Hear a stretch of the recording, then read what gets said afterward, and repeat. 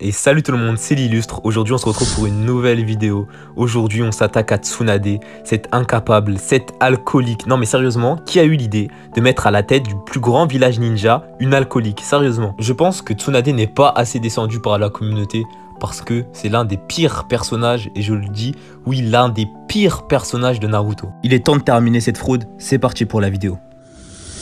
Bon, rentrons dans le vif du sujet. Tsunade est un ninja médecin. Cet incapable est un ninja médecin et a la phobie du sang. Non, ce n'est pas une blague. Elle a la phobie du sang en tant que médecin, mais vous vous rendez compte? Je sais pas, moi, c'est un peu comme si Jiraiya avait la phobie des crapauds. Ça a aucun sens. Dès le début du manga, elle s'est fait terminer par Kabuto. Kabuto, oui Kabuto. On parle pas de l'un des personnages les plus puissants de Naruto, non. On parle de Kabuto qui a battu Tsunade, qui a battu une Hokage. Et encore, heureusement que Naruto est arrivé pour sauver la mise de Tsunade.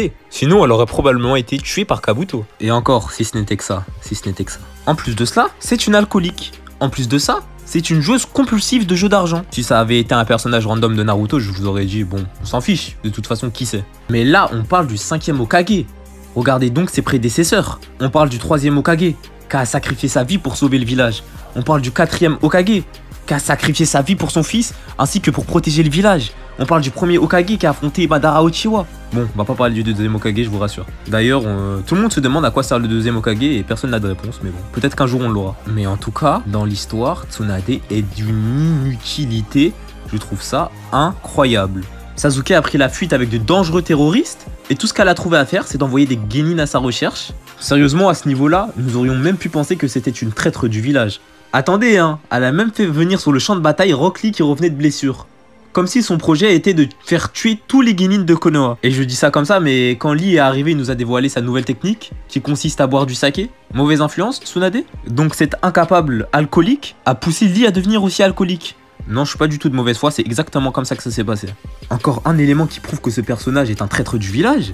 Attendez, elle a donné son colis à son petit frère. Son petit frère est mort le lendemain. Elle a donné son colis à celui qu'elle devait épouser. Il est mort le lendemain. Ensuite, ce même collier, elle l'a donné à Naruto. Je suis désolé, mais son seul but, c'est de tuer tous ceux qui l'entourent. C'est pas possible autrement. Bon, j'anticipe vos critiques. C'est là que vous allez me dire, oui, mais pendant l'arc Pain, si elle avait pas été là, les villageois seraient morts. Attendez.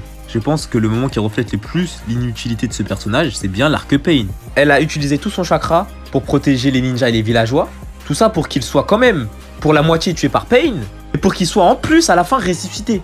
C'est-à-dire qu'ils soient morts ou pas, dans tous les cas, ils auraient été ressuscités. Son action n'a donc servi à rien. Elle ne sert à rien à l'histoire. En fait, ce personnage, c'est assez incroyable. Même quand vous pensez qu'elle est utile à l'histoire, en fait, elle est inutile. C'est assez incroyable. Regardez par exemple quand elle a guéri Lee. Lee, très bon personnage. Il était très fort jusqu'à là. Elle a guéri Lee. Et comme par hasard, Lee est devenu inutile. Il est devenu nul. Je ne dis pas que c'est de sa faute, hein, mais après, voilà. Peut-être que ce n'est qu'une coïncidence. Et même dans l'arc le plus important, je pense, de Naruto, qui est la 4e grande guerre ninja, elle n'a servi à rien. Attendez, elle s'est battue contre Madara, a mis toutes ses forces avec les 4 Hokage, qui d'ailleurs sont aussi des fraudes. Mais je vais pas m'attaquer à eux parce que c'est pas le sujet de cette vidéo. À 5 contre 1, ils n'ont même pas été capables d'au moins un tout petit peu affaiblir Madara, vraiment, juste l'affaiblir. Pour que ce soit un peu plus facile pour ceux qui vont le combattre après. Donc voilà, après ce combat, elle s'est retrouvée à moitié morte sur le sol, en train d'agoniser, d'appeler à l'aide, d'appeler Naruto à l'aide comme d'habitude. Heureusement qu'il y a Naruto d'ailleurs. Je pense vraiment qu'il aurait mieux fallu mettre Naruto Hokage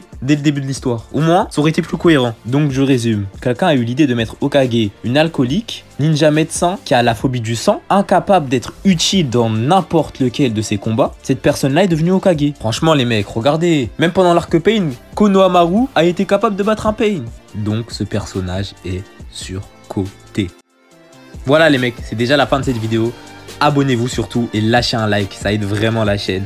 Allez, à plus les mecs.